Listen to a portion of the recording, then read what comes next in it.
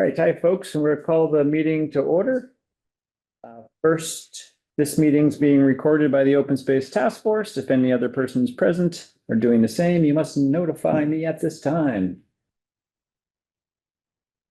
All right, I would like to start just by inviting Patty and Pat to participate throughout the meeting as non-voting members of our committee.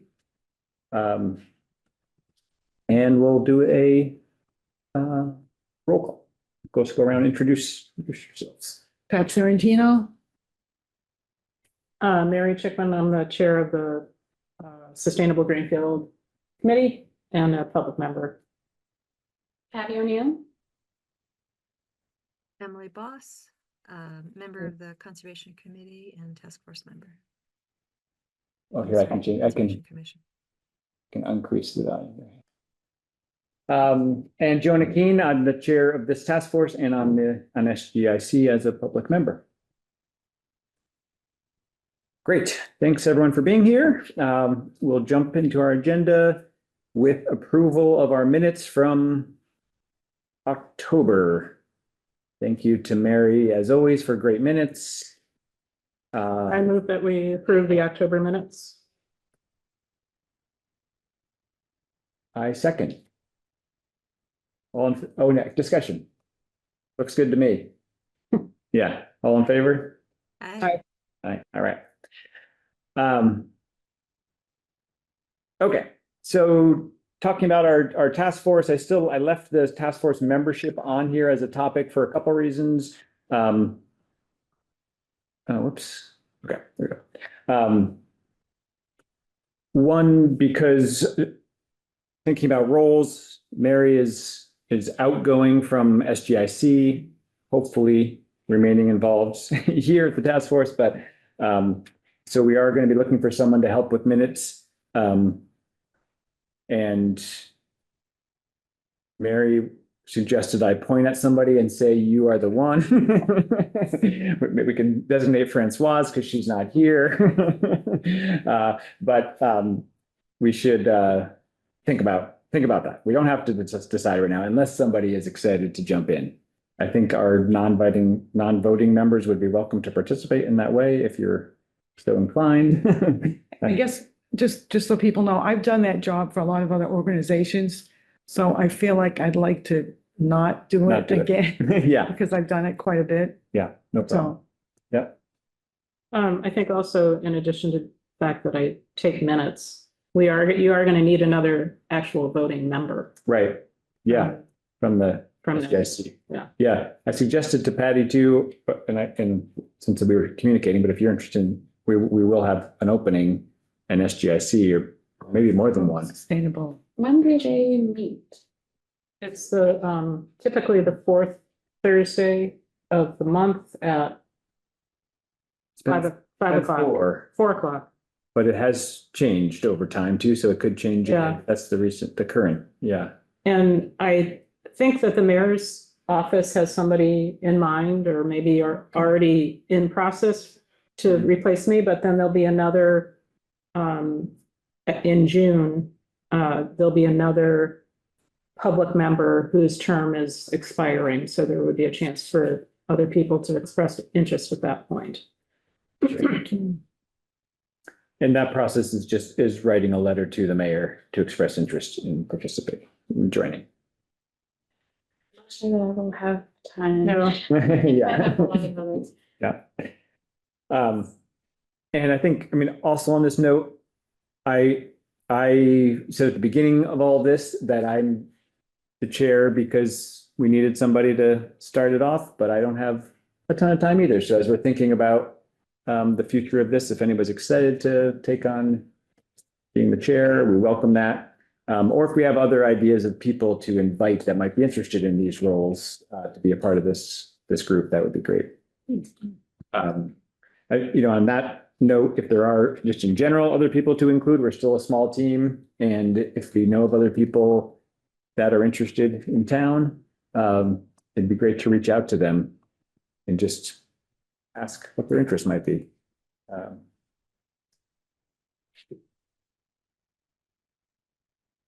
All right. Anything else on membership of this group and roles? At the moment. Great. Okay. Emily, do you have a chance to discuss with the Conservation Commission? I did. Oh, great. You want to summarize how that went? Sure thing. So I walked them through the most up-to-date tab on the priorities spreadsheet. Yeah. And basically asked them um, three things. If work had been done in that area already that they knew of, if it seemed like a high priority, looking at it from the Conservation Commission's point of view, and then if they felt like the committee or members of the committee would be likely or interested in participating in actions towards that. Yeah. And Great. then sometimes we talked about, who else might be the appropriate entity. So overall, things relating to conservation obviously were a high priority. When we talked about the initial priority of finding other and identifying land for conservation, there are conversations going on about the ridge parcels that are adjacent to conserved land, both recreation and conservation land. Those were the only active ones, other than actually the parcels that you had brought up as an example, Mary, I think in our last meeting, out by Shelburne Road. But those were the ones that came to mind initially. Another item that they had actually done was a map that, Joan, I think you shared with Travis recently, that was Right. colored. And we have a little bit more information about that. It was made by our former conservation agent who has moved on to greener pastures, Mitch. So we don't actually have a legend for that. All we have is the image that you Yeah. shared. And if we circle back around to look at that again, essentially, well, I'm sorry, there is a legend of sorts on it. There's a list of the priorities that were looked at. They were the items that the former constituents of the Conservation Commission who worked with Mitch to create that thought were important. And then the darker the red, the more of those items a parcel has on it. So it's at least a starting point. It is a list of priority values. And then it was a review that was done by the Conservation Commission at that time. So we didn't go over it in too great detail, but we certainly hope that might be useful as a starting place. Some of the things it looked at was adjacency to existing conserved land, types of resources on the parcels, and then it's sort of scored them in this informal way. And also, the current conservation agent is going to look through the computer that she has, which might well have that actual file as a GIS file, maybe more information. So if anything gets turned up about it, we'll share that. That position has been filled. It has. Oh, great. Excellent. And this is an area that definitely Conservation Commission would want to be involved in as it goes forward. And we felt like we had the capacity to assist or be participating, and suggested that CPI funds could be used to support conservation of properties in the future. And Travis pointed out, he's also on the conservation of the CPC, that there's the opportunity for the Conservation Commission to request that a certain amount of funds be moved into the conservation fund from the CPA fund annually. I think it was $5,000. And so the commission supported that, and we're going to look into doing that. The difference there is that funds in the CPC funding go through the process of being voted, like any other CPA funds would. once it's in the conservation fund, it can be used more at the discretion of the Conservation Commission for purchasing or costs related to conservation. So it just makes it maybe a quicker, more straightforward process.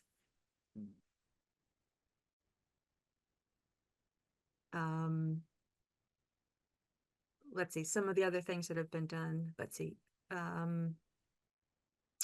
Looking at priority 2, which was sort of stewardship and work on the land that's held in conservation.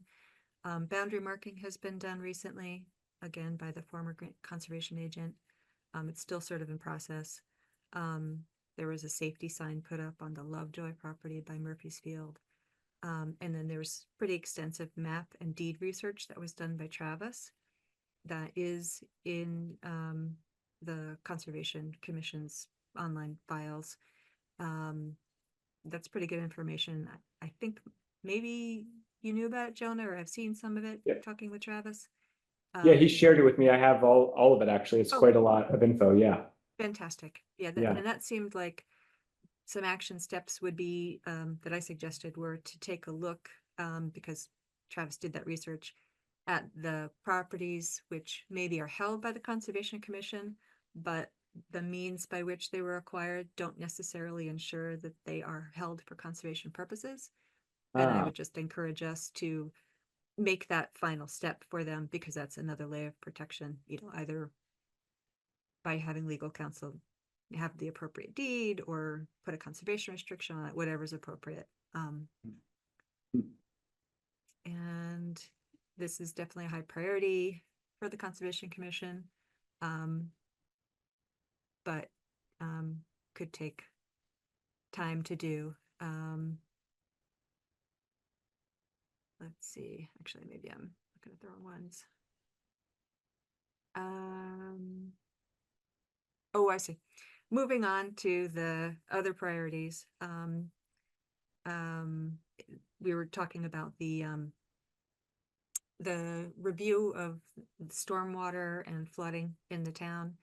And that, I'm sorry, that's what I made my note about, that it is a high priority for the Conservation Commission for these things to be dealt with, but is a big project and can be expensive and long-term.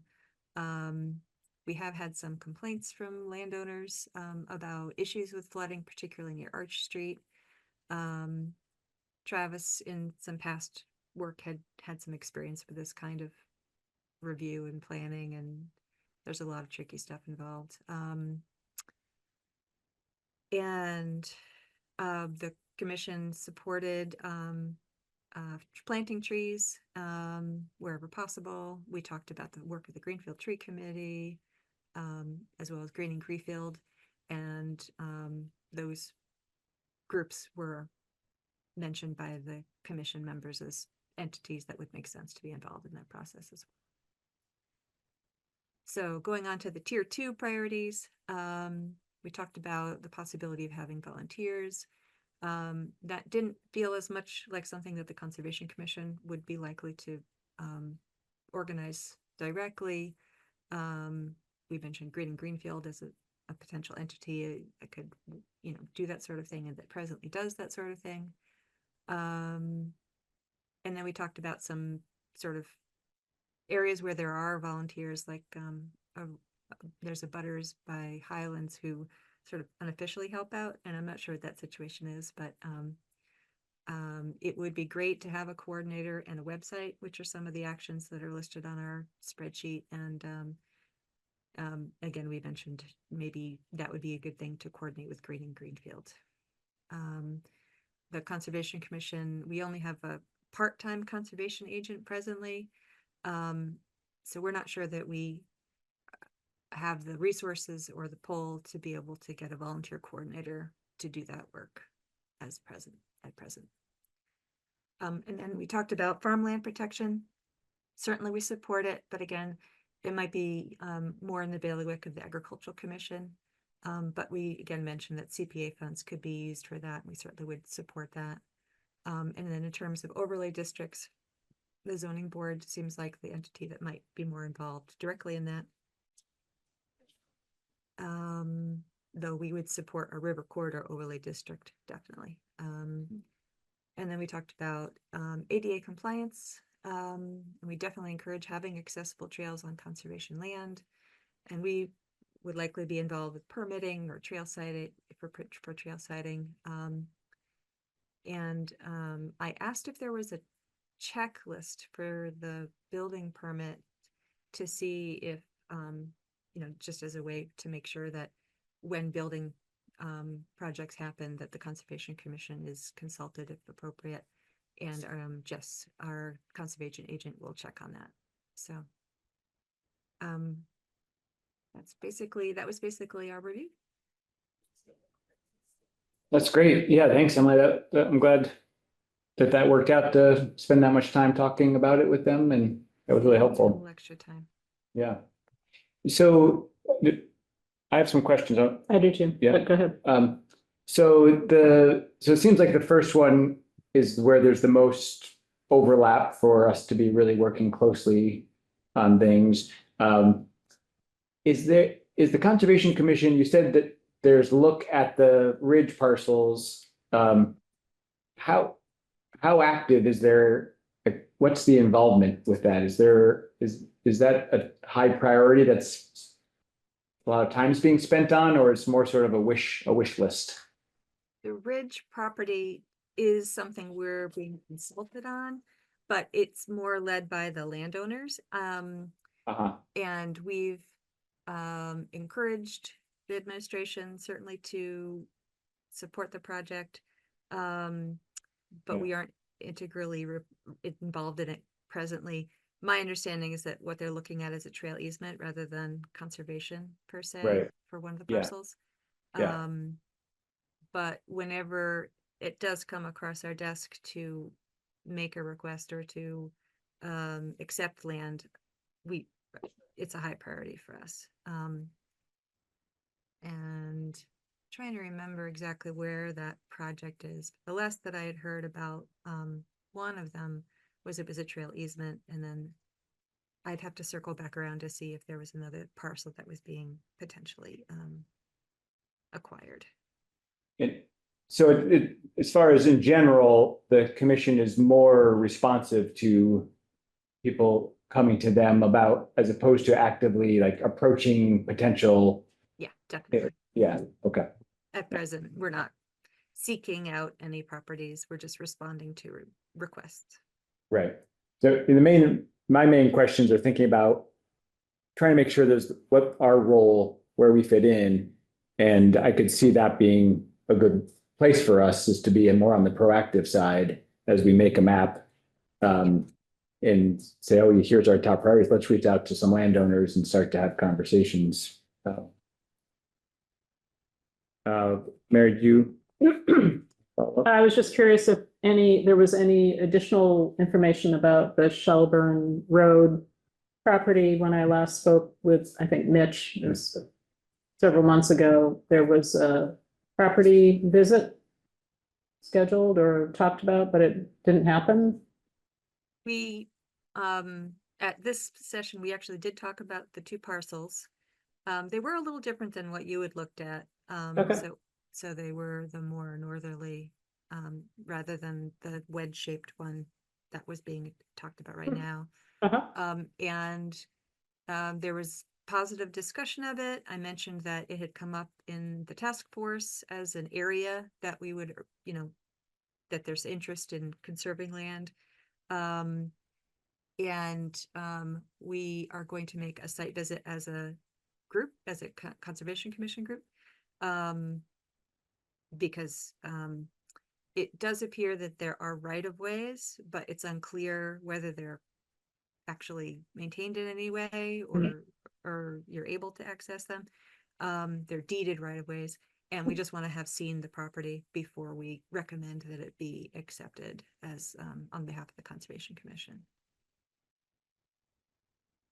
So I think that's moving forward and has a positive trend as far as we're concerned. We just want to make sure that there's nothing we're missing. Yeah. So both of those parcels, both of those donations are still on the table then, it sounds like. Yes. And it sounds like we should talk with Jess, in regards, Jess, that's the new agent. Her name is That's right, Jess. Jessica Yeah. Siegel. Okay. It's a Siegel. Do you know if, is she Tuesday? I think Mitch was Tuesday, Thursday or something like that. Do you know her? I you don't know her know her hours. schedule? That's Yeah. a great question. Like I can reach out and touch base with her outside. It'd be nice to invite her to a meeting, but it may not, with part-time hours, she may not be able to Yeah. make these meetings, but I can invite her, and if not, I can just chat with her a bit about the next steps with the mapping too. That'd be great. Yeah. Great. Anything else on this? Yeah, in terms of the comments you were making about requesting, the Conservation Commission requesting funds get moved into that conservation fund, is that something they're planning on doing? Yes, we Uh-huh. realized we could do that. So we said, let's do that. Uh-huh. And so far there have been no uses of CPA funds for conservation purposes. Uh-huh. It's only been around for a couple of years, Yeah. but nonetheless. So those funds are accruing. What is the balance, do you know? I don't know.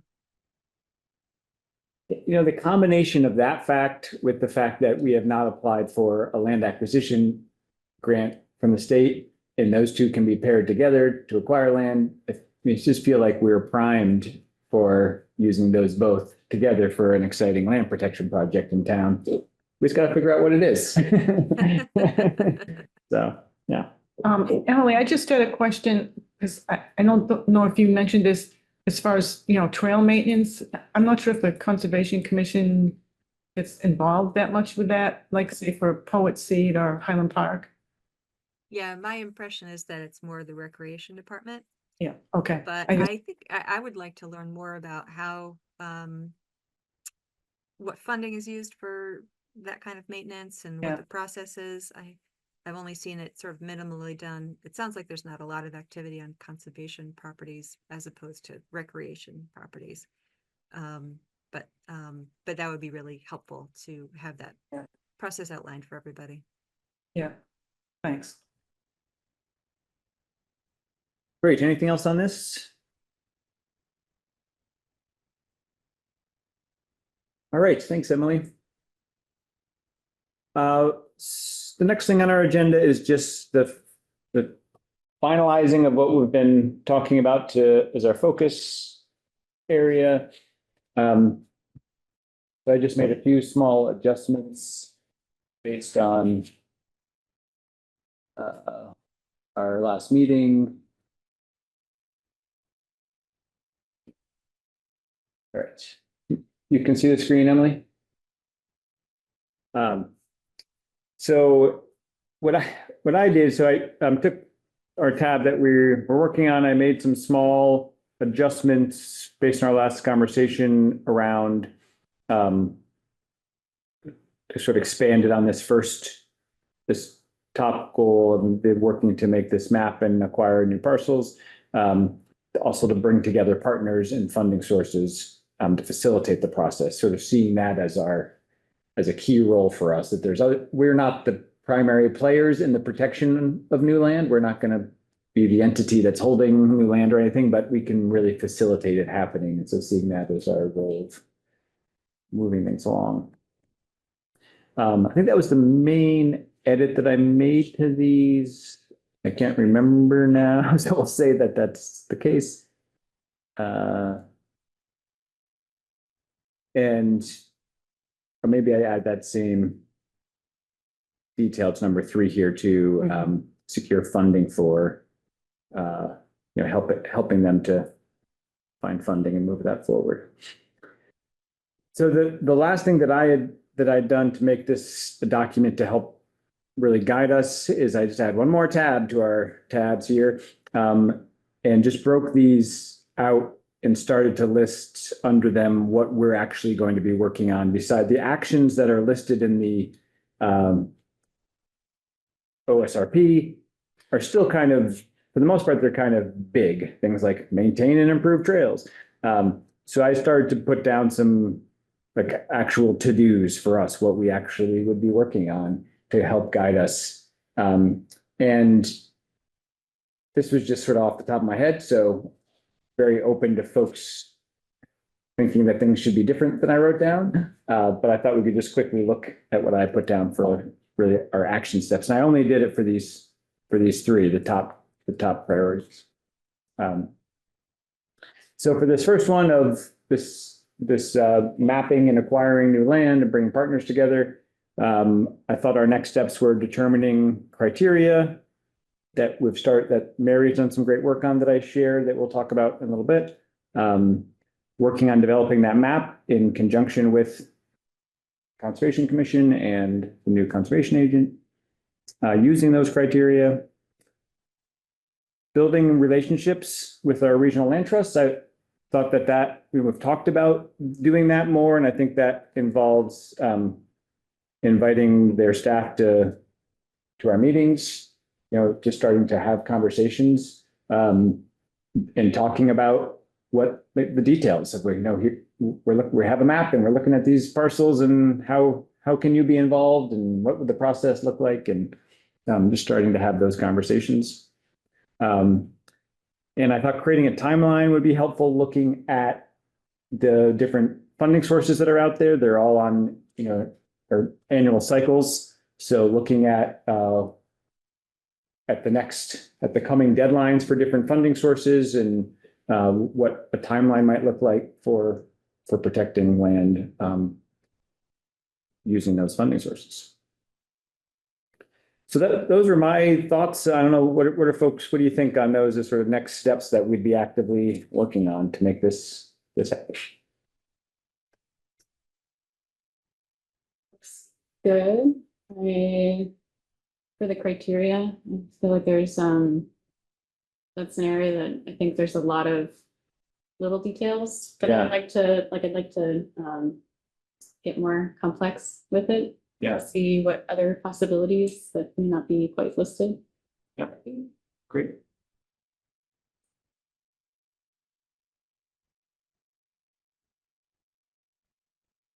I was just thinking about, it would be relatively easy to develop a little timeline. Look up some of the grants that we want to potentially, have the city pursue. Yeah. Get those, I think you just said that, but it seems like a doable task. Right. That's what I'm going for. I like doable tasks. Let's see what we can actually do. Yeah. Yeah. Great. Anything else in that category? Anything that I missed? Some sort of doable action, next steps for us to move this forward?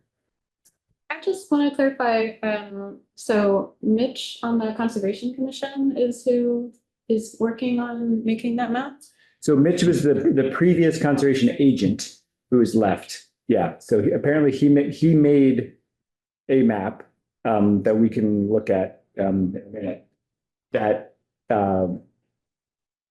we don't know all the details. We know some of the details that Emily was talking about, but we don't have it in GIS. We just have this picture of it. Yeah. So it's a Yeah. starting. Yeah. Jessica Siegel, who has taken Mitch's place, is going to search to see if she can find the map as a file. And Yeah. that would be a little helpful, but. Definitely. Yeah. Yeah. Right. So I think I would see us working in conjunction with Jessica. I guess it depends on her experience and interest in having us help with this. But that's how I would see that unfold. Another item which would happen at some point would be to contact landowners. Yes, Probably working right. with the land trust staff or other conservation staff.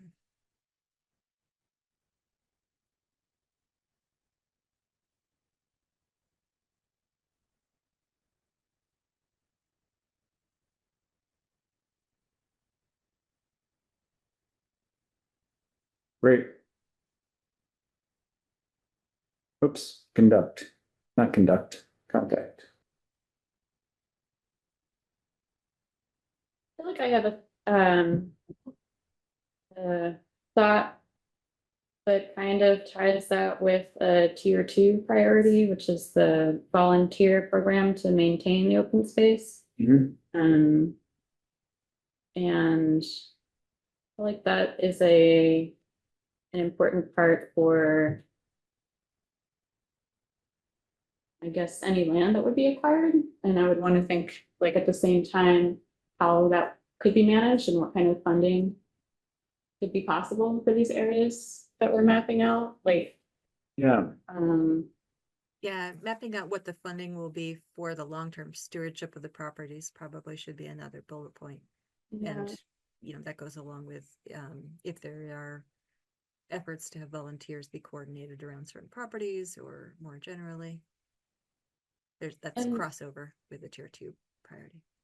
Did I hear that the Conservation Commission, it's just the agent who is kind of doing the stewardship by themselves? Right now, that's the person who has done it. Mitch had been working on doing some boundary marking. Travis had done some mapping, so actually he'd been doing that work. But it's a little bit catch as catch can. It's not, mostly the Conservation Commission tends to do the regulatory work. So I think that, putting things in place to have that be done more regularly or have more resources to do it. We didn't have a CPA fund or many funds to hire people. So it'll be nice to have some income for that purpose. Yeah, I'm curious if the CPA funds would be appropriate for using something like a long-term, because this coordinator, position, or even just like, They Funding wouldn't it. really be adequate or suited to that. They're oriented towards acquisition of land and stewardship of land. They're not typically used, they could be used for administrative costs, but they're not typically used for staff and salary for a long term. right, but even the ongoing cost of a project, a stewardship project, I wonder. And they could be used for due diligence, like surveying, probably for trail maintenance, but I think that there's some limitations in terms of whether the property has been acquired using some of the funds. But for conservation land, typically it's used for the acquisition and the related costs. That's my understanding. It'd be great to have, Mary, are you on the CPC committee as well? You wear so many hats. No, Okay, it'd be great to have Travis come and talk to us, or someone from that committee to help us make sure we understand, how the funds can be used. that's a good thought. Yeah, Yeah. that's a good Oops, idea. there's my, And to hear, just what the amounts are, and that'd be helpful if they wouldn't mind. yeah. Great. So if folks like this concept here, it's not formatted very helpfully. I was thinking I would make it a little prettier, and add in some more details that we could start to think about who's with each of these next steps, think about who's doing what and what some timeframes are. And so I can do that after for our next meeting. Thank you, that'd be great, Jen. And then so for maintaining and improving city trails, I added, and he said for our next steps, the issue that came up when I was talking with the recreation department is that there was permitting challenges for a lot of trail maintenance that's held them back. So it came up last time for us to spend some time determining which city trails are within priority habitat and which are within wetland buffer zone and which are free of permitting concerns. So we could make a map of that, and that could be quite helpful in thinking about how volunteers could be sent out more freely versus with some permitting. And also, well, I guess that this is down there as well. I added the third one is thinking about if we could actually assist the recreation department with some of this permitting, if that's been a roadblock. Something that I've been involved with, doing wetland permitting, so it's something that we could do. Obviously, Emily's been a lot on the receiving side of that. So something that we could potentially assist with if we wanted to put our energies there. Yeah. I would just add the word map to that first detailed instead of determine. Or determine and map or something. Uh-huh. It's- Yeah, It is a mapping. Mhm. right. And also, I'm wondering, I seem to have heard that Ryan at FERCog may have done some updated mapping of trails. So that Oh. would be something I could look into if you That want would me be to. great. That's what I was wondering, because I go in Highland Park a lot and, there's a lot of trails in there, plus people, have gone in and made trails. Yeah. Right, a lot of rogue. Right, so, trails, yeah. yeah, so it would be, you'd really have to know which are the actual trails to work on versus the ones that people have put in, Um, so, And not That's what just I was wondering. Highland either, other yeah, oh, yeah, places I in was just town, thinking. so right, the yeah. Griswold Yeah, or. Poet Seat, I know, Yeah. I think has some too that, I haven't been to Griswold in a while, so. Me neither. Last time I went, it was so overgrown. I turned around and went somewhere else. Griswold? Oh, Yeah. really? Oh, Yeah. that's good. Yeah. Wow. Um, I see that as a good thing in a way, because I know for a while, I think the city was logging Yeah, they That property. definitely Oh, love really? that property. money, Oh. so. Alright. Which I'd rather they didn't. Were they using sustainable forestry practices? There is no such thing, but. Really? Hey, Mary, I disagree. Maybe we can Okay. move on from that. Okay. Yeah, oh, yeah, that's a biggie. Well, yeah, if we started talking about climate smart forestry and all of those other. It was mentioned in Greenwashing. the Conway School update. I know. I didn't finish reading that. I think it's really important for us to think about encouraging, inventorying, planning for all the lands that are held by the town. And I'm sure there'll be some disagreements, but I'm sure we can find ways to do informed planning. Yeah. So you were saying, Mary, that that Ryan at Frick had done mapping I trails? think I had heard there was some project underway in the last year or so. So I can look into that. Great.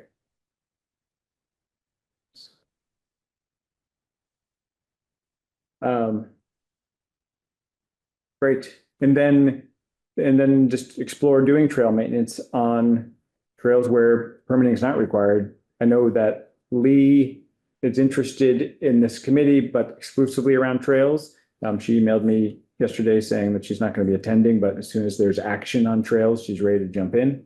And I know you're very interested in trails as well, Pat, right? Yeah. And Francoise is interested as well. So we have folks who are very interested in that direction. So I think we can, once we have a sense of what's possible, we could start to organize. Any other thoughts on this one?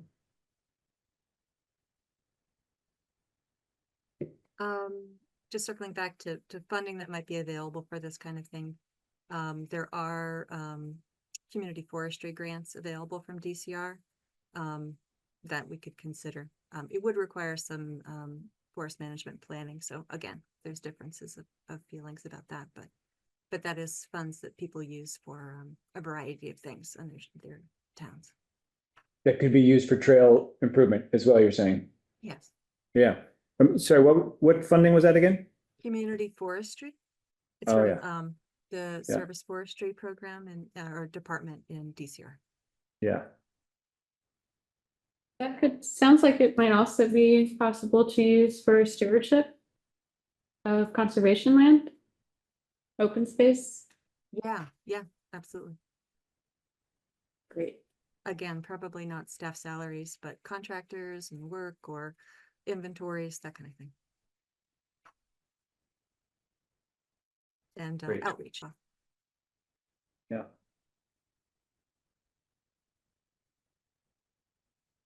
Excellent. No other additions there?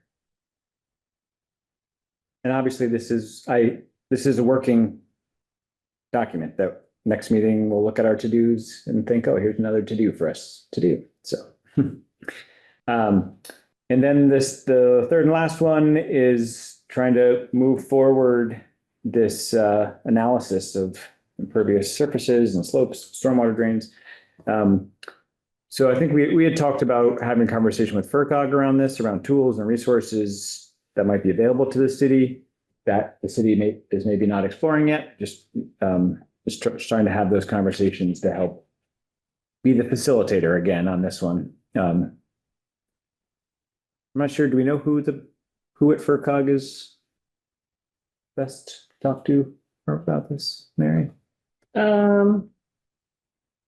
Probably Kimberly McPhee, Okay. or maybe Jessica Atwood is the person to talk to about that one. Okay.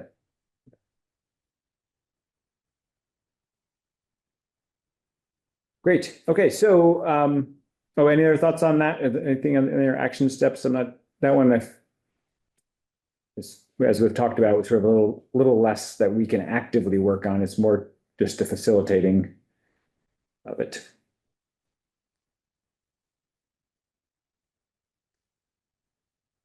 So if that seems like a good process for us, I think, I guess I would like to see us think about which of these folks would like to individually have a role in. And if you have the capacity to say, oh yeah, I would work on that between meetings or over the next few months or something like that. Seems like that's the way that we're going to go about checking these boxes off of getting these done. So I don't know if we want to have that discussion right now, or it's also the type of thing it could be our homework where I add a couple columns in here and people could write their names next to to-dos that they're willing to have a role in. Any preference between those two approaches? How much time do we have? Well, we don't have any of the public here, so that we have a little more time since we don't need the public comment at the end unless somebody hops on. So let's see, so we're moving in, this is a part of this next step. So we have basically the rest of the meeting to talk about, which is what, 45 minutes or 40 minutes to talk about the next steps here and looking at the tools that you developed, Mary.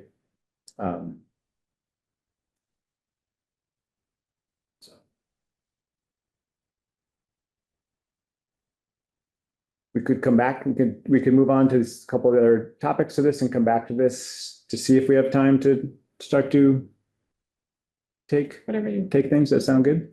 Sure.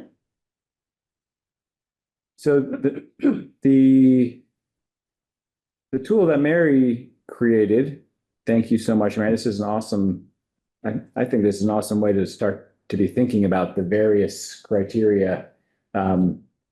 I added a little more color coding. So you had color coded the criteria that were in the most plans. Mm-hmm. So I added a little bit more to that. But so if you haven't looked at this yet, across the top of these various criteria and across the B column here are various plans that are in existence for Greenfield. And so Mary went through and checked Great job, Mary. Thank you. Oh, sure. Yeah, it's really cool. Thank you. In some cases, there were clear criteria spelled out in a plan. In some cases, I kind of went and looked for them. Some were more inferred. Some were, in the case of,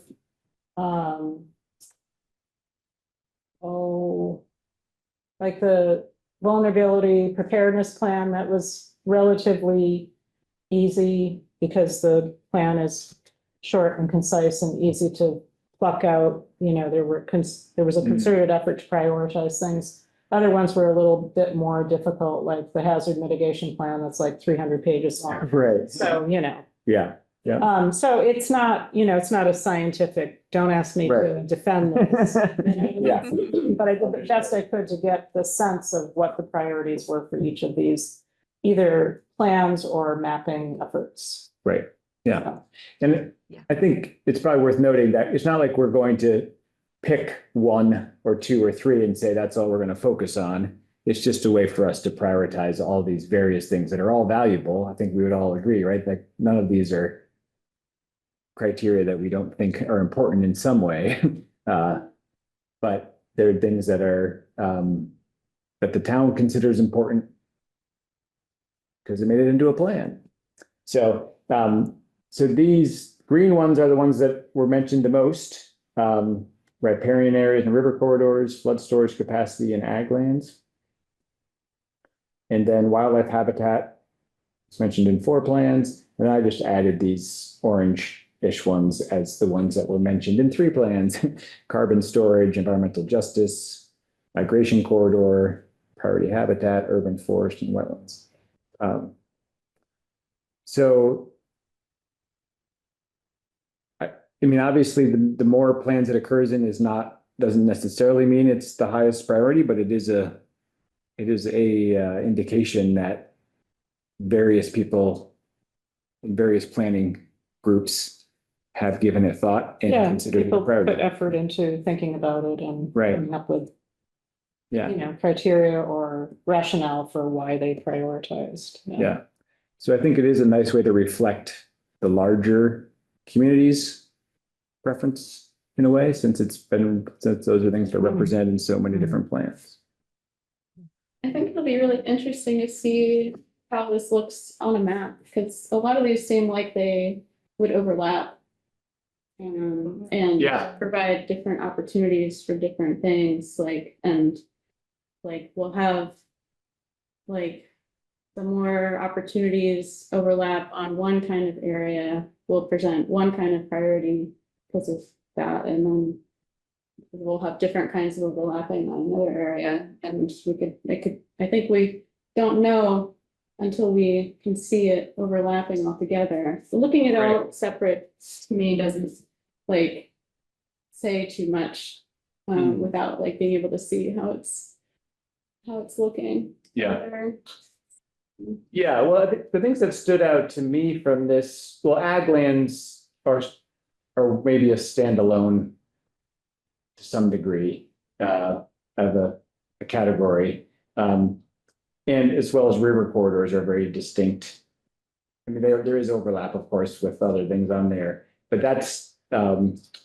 that also overlaps when you put it with priority habitat and when you put it with wildlife habitat and corridors, the river corridors, that is all lines up in Greenfield, it's all, it is all the same area. So I think you're right, looking at that on the map does bring that to light, that we're looking at a lot of the same parcels check a lot of boxes. Yeah, like for indigenous lands, I mean, technically that might be everywhere, but. Sure, But also it is it could interesting. be part of stewardship. There are some stewardship laws that could enable them to use parts of conservation land. And that could be an opportunity for some good stewardship. So yeah, I mean, can't wait to see it on the map. Yeah, well, and so maybe this is a good time just to share the existing map that Mitch created. So this map, the criteria that were used is up here in the top left corner. Priority habitat, wetlands, streams, riverfront, no buildings, vernal pools, and adjacent to conservation land. Of those, I thought the no buildings was an interesting one. I'm not, if that means any parcel that has a building on it was not considered, it's a little interesting because some will have a building on the frontage and then a lot of backland that could have great conservation value. So I'm not quite sure how that worked. But So we don't know what any of those colors mean. No, we know that, well, green is existing conservation land, I believe, in some way. And then the darker the pinkness or redness, the more of these criteria. So this, this is the Green River corridor. That is obviously the most red and pink. And then Ridge, of course, in this corridor on the east side. definitely stand out. I'm curious about when this was created because I'm looking at a permanently protected layer on my screen, which looks a lot different. It has a lot more green on And the it. green, yeah, I agree. The green is strange. Yeah, So, yeah, I can't point, obviously, because, right. but if you move your cursor up to, there's a big white blob to the right, yeah, right there. Yeah. I mean, that was one looking at shows as being permanently protected. Oh. Uh, I wonder- Oh, as ag land, that's an Oh, it's an APR. APR, Yeah, So I'm Um, not sure what the deal is. so maybe the green is only forested? Well, is the green at the top Griswold, maybe, The on green, the top right? Up here. I'm just guessing that might be Griswold. yeah, yeah, that's what that one is. Yeah, But that one you just had your cursor on that looks like a long sock there, that's says it's Wyden Woods, so uh-huh. yeah, it's mysterious. So it could be forested. Maybe, so this doesn't include, maybe it includes protected land that also meets these criteria. Another option. But hopefully Jess will get to the bottom of it. We'll find the source document and we won't have to ponder. But this style of map, I feel like is helpful. It does have a categorization, right? I don't know what the number of shades are. It looks like 3 or 4 shades. So it's like, it is prioritizing in that sense where there's 5 or 6 dark red parcels that are the highest priority to work on protecting. And then these next shade down.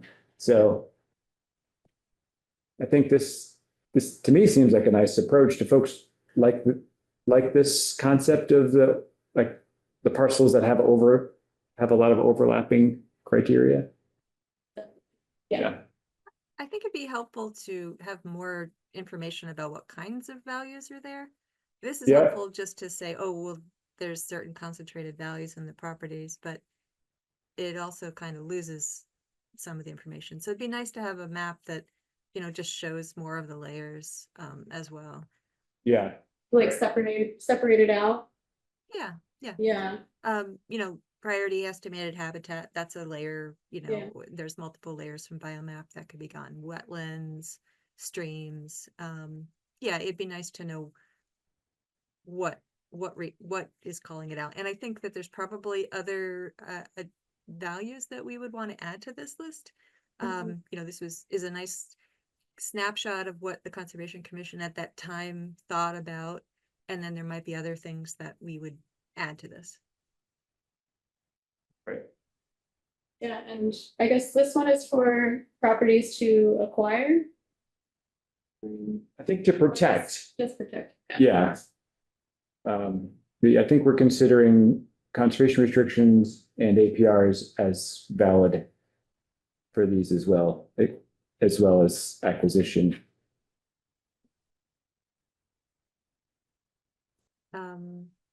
Yeah, and I think this is also focusing on conservation land.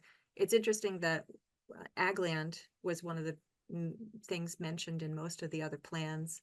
So that's a sort of a tier 2 a priority for us, but given that it's mentioned so much in the other efforts, it might be worthwhile to tap that up. And I'm not sure exactly, but the area in the northwest part of the town that has so much red area, good chunk of that might well be farmland too. There's that side of town has a lot more farmland, so those things could mesh as well. But again, I'd love to see where are the farm soils and where are the existing farms or where are the conserved farms. There's a lot of information we're not getting by looking at the map this way. Right. Yeah, and I know Franklin Land Trust has had a focus on ag lands. Is that correct, Emily? We began as specifically to help conserve farmland, but we don't just do that, but we absolutely have done a lot of farmland conservation. Right, because I feel like more so than Mount Grace, when thinking of sort of the 2 bigger regional players here, I don't think of Mount Grace doing as much in the APR front, but I don't know for sure. They certainly do. Oh, they do, yeah. And they've worked with you know, just roots in town here in Greenfield too, so. Okay, yeah, And then great. Gil, yeah, Okay. I think both organizations do both. do both, yeah, okay. Great. All right, so, yeah, so as far as this map, I think, well, I'll reach out to the new conservation agent, see what she's finding, and we can either use this as a starting point or not. If this is all we, if this is all we have, it's not very useful to us to use as a starting point. So, yeah, I think there's other tab that Mary made on here is conservation tools. I think that's another element to this, that it is like for example, flood storage capacity. I don't know that there's a tool that that would highlight that for us on a map. It's not a layer that I'm familiar with.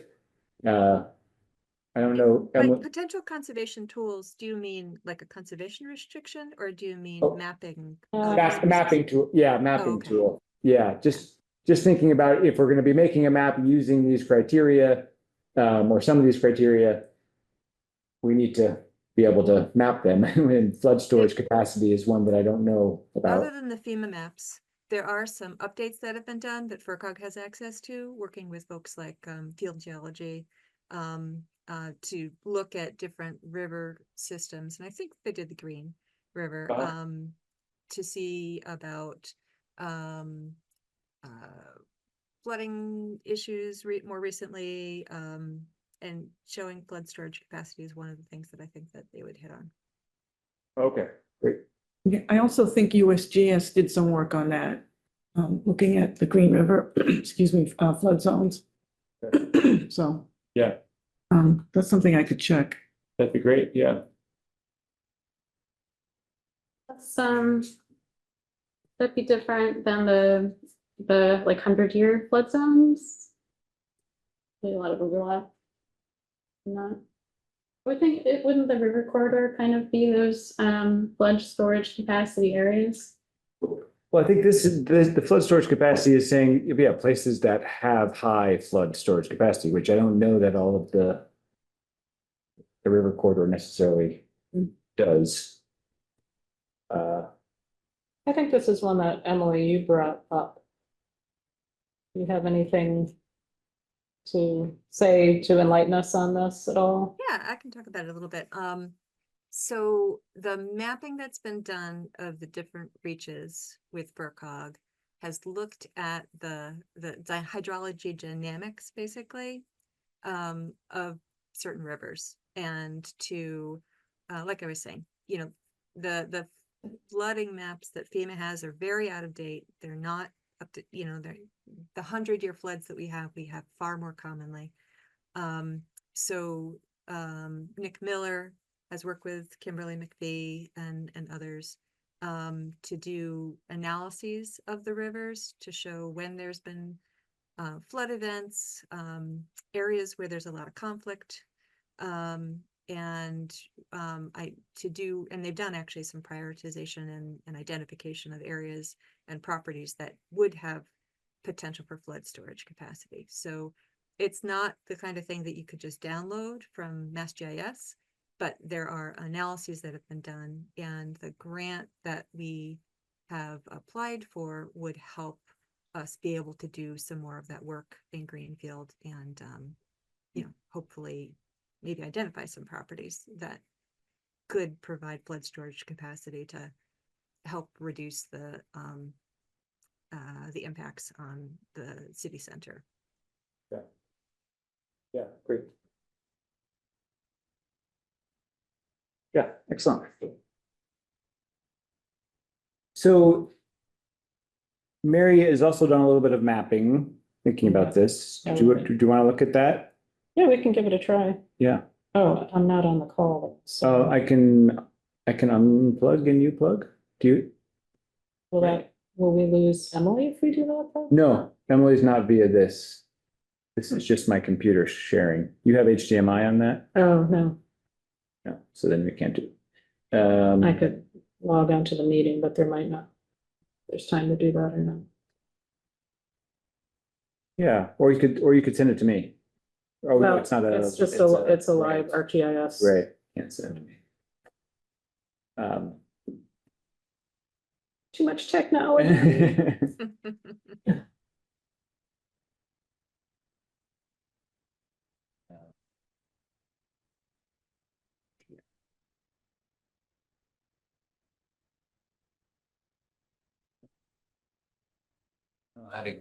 We'll see if you have the ability to share. Well, I'm not on the call, so Oh, I need to get on the call. yeah. That's what I'm trying Yeah. to do right now. Right, we'll see if you, what you do, if you have the ability to share or not.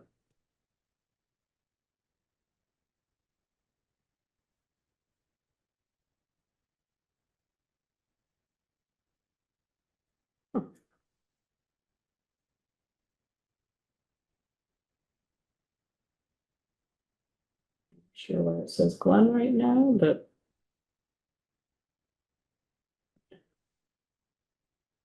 We'll know who you are. interesting. Okay, so You share screen, does it let you? sharing is not turned on. Host isn't allowing multiple presenter sharing for this meeting.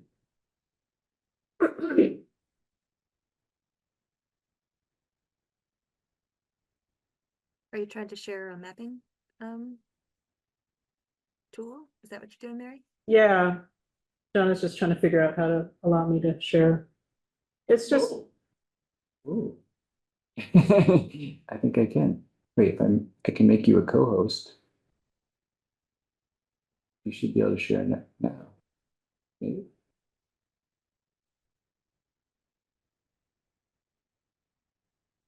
Yeah, right.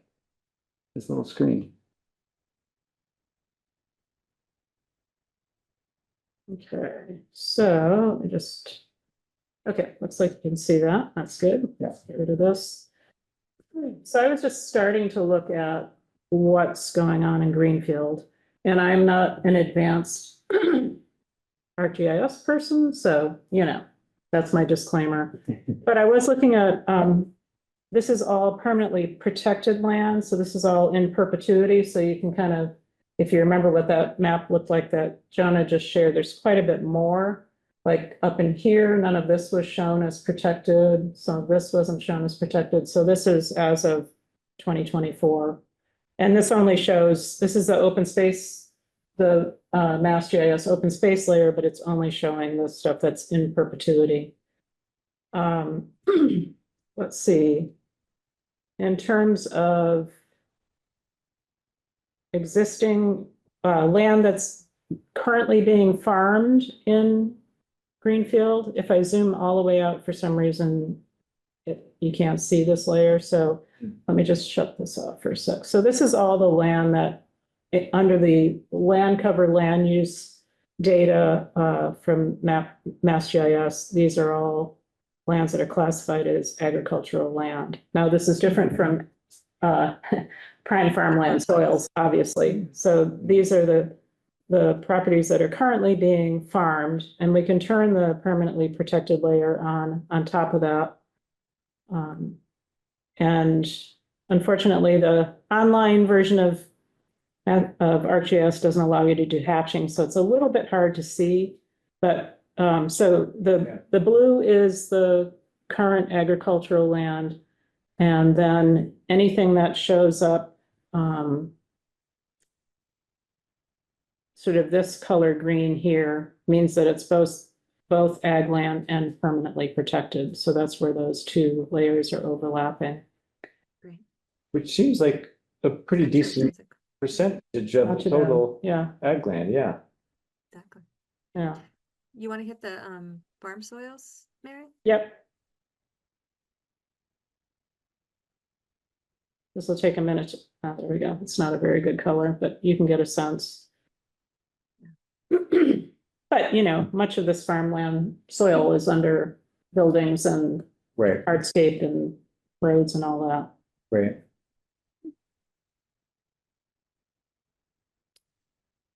Yeah. Something that I came upon that I was pretty interested in is I talked with one of the planners at the FERCog, and they mentioned the new biomap and the local components. I don't know if anybody's familiar with that. I haven't got to check it out yet. Yeah, and it kind of made me think, oh, maybe we should just use this, because they've done the work of taking the biomap, core habitat, and what's the other one? Critical natural Natural landscape. landscape, yeah. And analyzing what of those elements are particularly important at the local level. So I looked at I was interested in this biomap local landscapes. So local landscapes, let me just pop over to this other screen. They identify the most intact natural areas in each city or town, mosaics of forests, wetlands, and streams. And then they go on to describe in more depth what that is. But it's sort of a shorthand of, where are the places in Greenfield where the most intact systems, natural systems are still in place. It's interesting to see how it sort of almost rings part of Greenfield. And also interesting to me to see that this area here, the Rocky Ridge, is not classified as such. Right. Yeah, I was just thinking the same thing. That's really odd. Mhm. Well, wait, which one did you click on? Which one is this? This is the Is it- biomap local Oh, landscape. just local landscape. Yep. Oh, okay. And so I can start turning on some of those other layers. This one was kind of exciting to me just because, I don't know, because I care about those areas that have the Right. most potential for being protected and being most supportive of, wildlife and all those important things. Right. So No, I'm just curious. So is this on from Mass Mapper too? Can you get this on Mass Mapper? now if the local, It is actually, I was Is playing, it ar- I was, I I would was playing assume. around with it this morning. I saw them. I didn't click on all. Oh, of them. okay. Yeah. There's just a ton of options now. There's lots of different Yeah, which I didn't, things. Yeah. to click on. I didn't realize. So I haven't looked at it in a while. So I was thinking Mhm. I should really get on Mass Mapper again and play around because, so what I'm trying to figure out is, I guess this local landscape, is that like putting together, biomap, wetlands, aquatic habitats? no, these are all So separate they're layers. separate. So, okay, Yeah, so so I it's could- not like cramming those together and saying this is, what you should, what you could look at. So they're all still No, I separate. think Okay. they're all still separate. So Yeah, for that's instance, here's the biomap, the local rare species. Oh, weird. Wonder why that. I don't know why that labeling came on. So there's, some areas up in here in particular, and then little bits here and there. Those don't all do that. I was kind of puzzled by this vernal pool thing because they're such large areas. Right. That doesn't, well, but what's weird is it doesn't show the ones that have been certified. Right, so there's more investigation is Yeah, needed okay. to understand what we're looking at for sure. Right. And then, there's wetlands that they show with the buffers around the wetlands. And then aquatic habitats would be, for whatever reason, it's interesting to me that they're not looking so much at like the Deerfield River or the. They don't have the Green River, right? Well, that- Well, but- Oh, yeah, they don't have it for that layer. That's right. But the pink But layer, They've got the pink layer right in Yeah. the middle, which I think is the Green River, Yeah, at let me least the check north this out. part. right. Well, my understanding is that because the Green River is so compromised down through Greenfield itself, Oh, okay. that it does not meet this level of Oh, okay. being Because of dams. dams and other issues, yeah, Yeah. degradation, yeah. So there's a lot, this is just a little bit of messing around I did. And I didn't delve deep into the local components, but I think it would be worth looking more carefully at what that's about and whether it could be, of use to us. Right. So, There's one other component I just want to raise. I went recently to the Leiden Master Planning Committees group when they were starting to talk about conservation land and gave sort of an overview to them and got to hear some of the issues they were talking about. And you're probably aware, but the Leiden Glen Reservoir is a source of a third or more of the drinking water in Greenfield. And that's a resource we might want to, I don't know if it really fits into any of the priorities we're working on right now, but to keep in mind, it's a resource that we benefit from that doesn't bring much benefit. I think the way it was negotiated a long time ago, it's at a very low cost to Greenfield, and there are a certain amount of burdens on Leiden for maintaining that. So just when we think about what's important to Greenfield, we might want to think about our drinking water and other resources that are outside of the town boundary. And as we move forward with priorities, maybe spare a thought for how to support those resources, and also think about our neighboring communities that are helping to support our drinking water and other things that we benefit from. I'm glad you brought that up, Emily, because as I was looking at the spreadsheet priorities spreadsheet, not your priorities spreadsheet, but the one I worked on. Yeah. I noticed that maybe there was just one check mark there for drinking water supply, and I thought that was not a good thing, you know? Yeah. Given, Especially with droughts and climate change affecting Yeah. our, both floods, which have caused serious health hazards in many communities.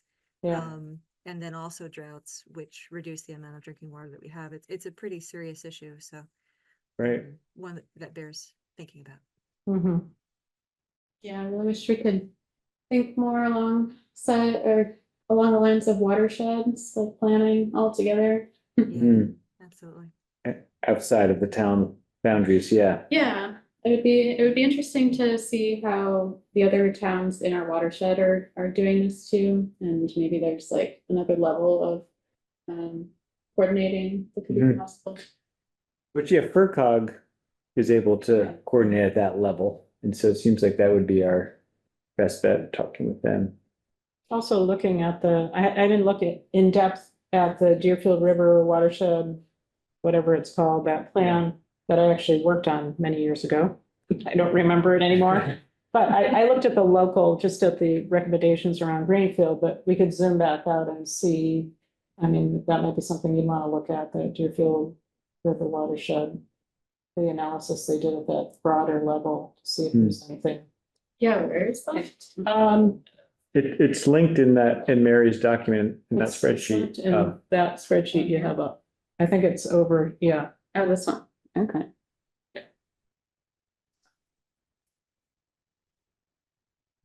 Great. So we only have 15 minutes left. I guess I just want to make sure we were talking about our next steps and moving things forward here. Is there anything else that we want to add to this sort of general conversation about the mapping and criteria? I think we need a full list of the criteria that we want to look at. Mhm. And maybe we'll be basing on what was used in the open space plan.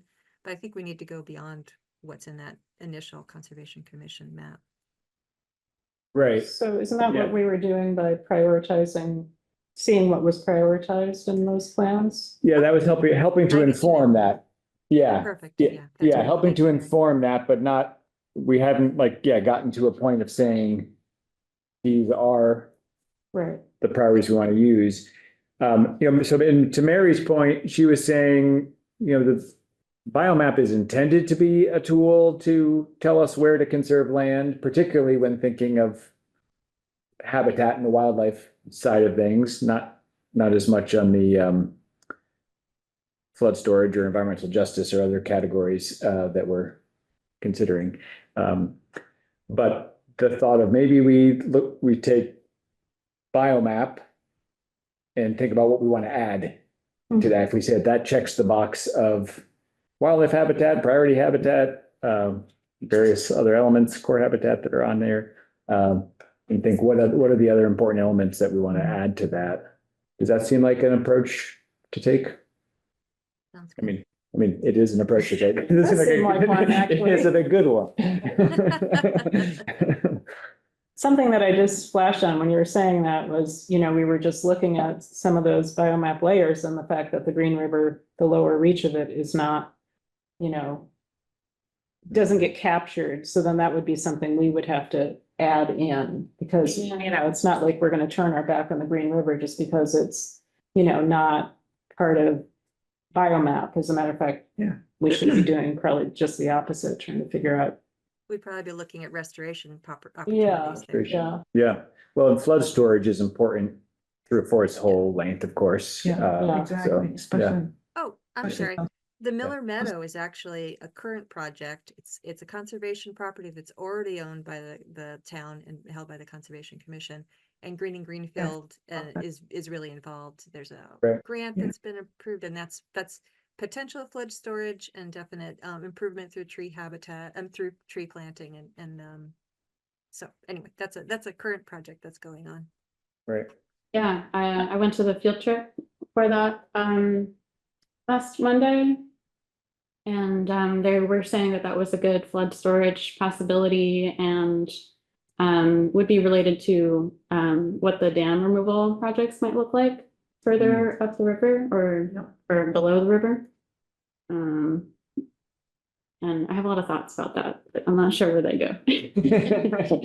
Yeah, Yeah, I wanted to bring that up that with the dam removals, partial removal and a full removal going on, the lower Deerfield, the lower Green will be hopefully a lot, more interesting place than it is now. Mm. Although I guess people would debate that. People debate most things. Okay.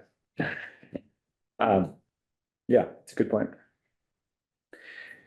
So do we want to try just in our last little bit of time here to think about the elements that we want to add in using this?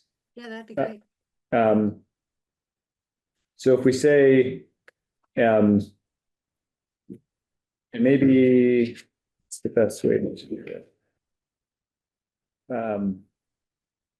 Sorry, what are you suggesting? Just trying to hone in on that criteria that we want to use to include in this mapping. Like, we can't really include each of these. Some of them we don't even have a layer for, I guess. But if we wanted to say, this is what we're going to, so I guess starting to form that list of the criteria, we're not finalizing anything. Yeah, I think some of these things we won't be able to capture through mapping. But Right. if we use the things that we can, if we associate these values with map layers Yeah. and then sort of have a priority hierarchy Yep. Or weighting process, then when we look at the individual properties, we could then assess what elements of it, like, for example, for carbon storage, we could look at, is it already Right. forested? Could it be planted? What species are there? That kind of thing. Right. Yep. Yeah, and it might not even be like an entire parcel. I'm just thinking of like if we had the flood zone, it might just be part of a parcel and maybe it'll overlap a lot on one, Absolutely. part of a parcel, and that could still Yep. be helpful. So if I were to say, just turn some of these and say, what color we're not using? Your colors. It's like colors. So say, oh yeah, we definitely want to include biomap in there. We could just start to turn some of these top criteria to those colors. River corridor, to me, seems like, it overlaps a lot with the biomap, but as we said, not entirely. It does seem like that does catch the box of flood storage to some degree, as you were saying, Patty. Does that make sense to include? Do we want to include What are we that? doing? Just- Include biomap? Saying which of these categories, or do we actually want to start to use as the criteria that we're going to make a map with? So and I'm going to turn them red. So biomap, I think we discussed and we seem to agree that that's a good one to include.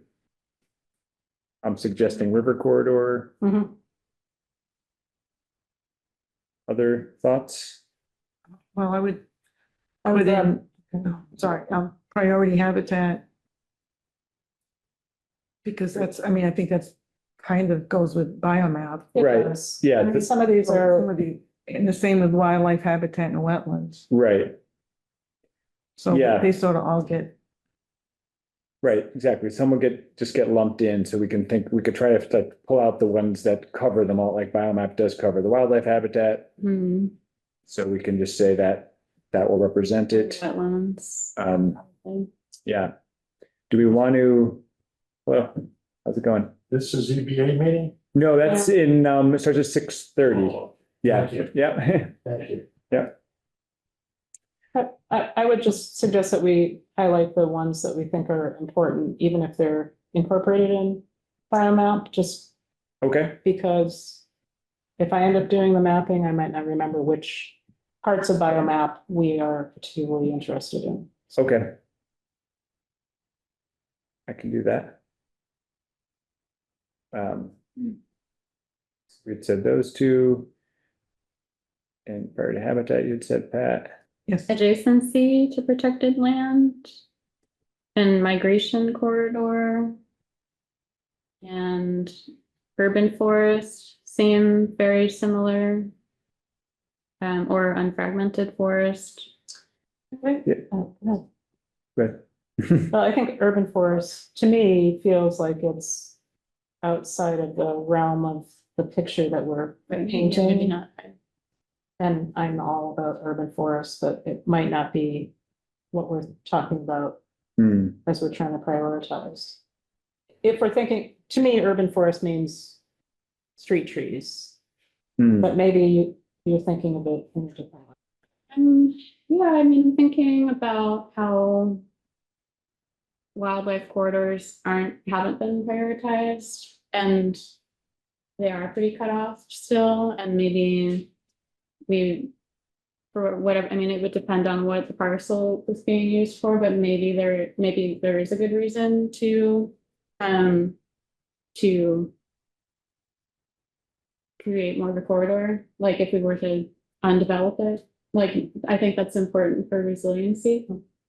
So I don't know, it feels very hard to make a decision without seeing where it's at. I would like to see how everything looks. mhm. Yeah, I wonder about approaching this somewhat differently, and I don't know what the possibility of us all being together in a room is, but I think it's hard to look at maps. I mean, it's fun to look at maps online by yourself, sort of, but to really be able to start to get a handle on what areas we want to concentrate on, it might be nice to have some printed out maps that show some layers, some of these layers combined together that we could work with. I did make a map, like the red one when I was at Conway, the overlapping Oh, yeah. thing. And I just want to brush up on my GIS skills so that I can try to do that again. Yeah. And overlap a lot of things. Yeah.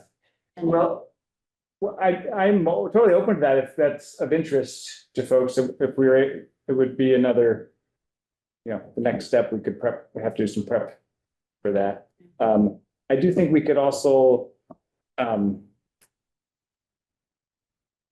play, like if we were to select some criteria that we're prioritizing, play around with maps a bit on our own Uh-huh. or on the screen next time as Yeah, well. okay. I mean, I don't mind going home. Sometimes I just go on, I use Google Earth a lot and just look at it with leaves off photography. I don't know if you're familiar with that, so I can see the wetlands better and Oh, the yeah. conifers versus, because I leaves off. I did wetland mapping. Oh, cool. So leaves off just means it's color. It's not always color infrared. It's just leaves off just means you pick a Google Earth map date that there's no leaves. Yeah. It's fall Oh. or spring. Yeah, And then, because if you don't, it just looks like all green. Yeah. right. But if you do that, you can see where your deciduous trees are and your conifers. I mean, Emily, aren't you a forester? So Yeah, I yeah. assume you use that? Because I'm not a forester, I'm a wildlife ecologist, but it overlaps. You can Right. see wetlands better. And it's wonderful to look at it. And that's what I use when I'm trying to assess something or look at something. Mm. And that's something you can do. I assume maybe most of us have Google Earth. Yeah, And, plus if you go around Greenfield, all of us live in Greenfield, I assume.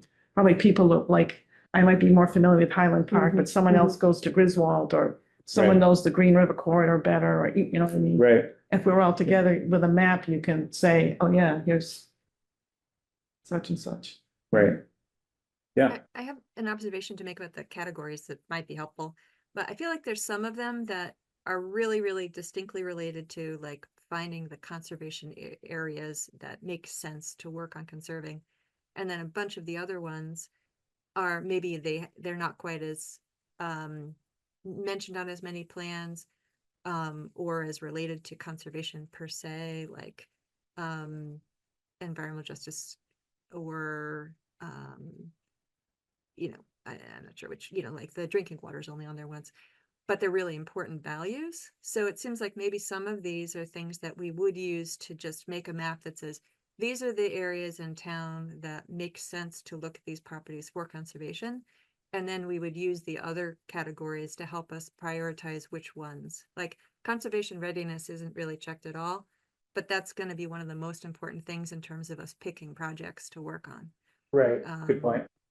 So as we do this, it might make sense to sort of look at different buckets where we're just getting a profile of the kinds of lands that make sense to conserve because they're high quality, unfragmented, have lots of resources and are, have resources that are important to the town.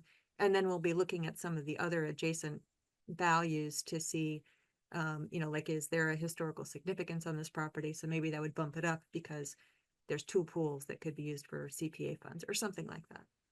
Right. Yeah, I think that's a good point. So we're out of time. I think that perhaps that we will then just table that for our next conversation because we're running out of time here. So I guess my thought on where we leave this is that we can, if any of us that want to start to play around on maps a bit can. I like that idea a lot, Emily. Mass Mapper is very, you can hop on here and all these same fields that we're just looking at are on there. So you can go through and start to add those, play around with maps on there. If, in Right, addition to yeah, that'd be great. other options. I will send around this with some modifications for us to make to add on where you individually think you would want to start to put some efforts. And maybe I'll throw out a couple of thoughts too on the mapping that we can give some thought to before the next meeting. My God. It's okay, we're just wrapping up. And as the note taker, I'm gonna send around a list of to-dos, because I try to do that. I was hoping we could capture those, but we didn't really, but there were a number of things that we were like, oh, we should do this. Right, But we didn't put a name on it, right. so. Yeah, that'd be great. I'll send out that Great. list as Thanks. best as I can capture it. Thank you. Yeah, sorry, we got a little tight on time here. But thanks everybody for your Yeah, thank input you. on this. I think we're making some progress, few small people making progress in the world. All right. Do we have a motion? to Yes, I think we adjourn. adjourn? I second it. And I Yeah, all right, Emily. we're all in favor. All right. Bye.